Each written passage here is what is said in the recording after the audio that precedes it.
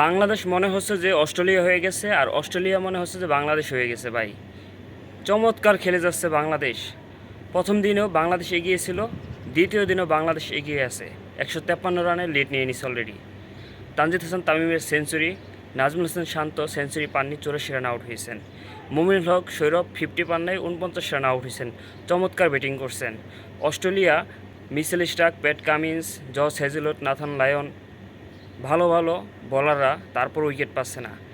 বাংলাদেশের ব্যাটিংয়ের বিপক্ষে অস্ট্রেলিয়া 8টা বলার নিয়ে খেলতেছে, তারপরও উইকেট পাচ্ছে না।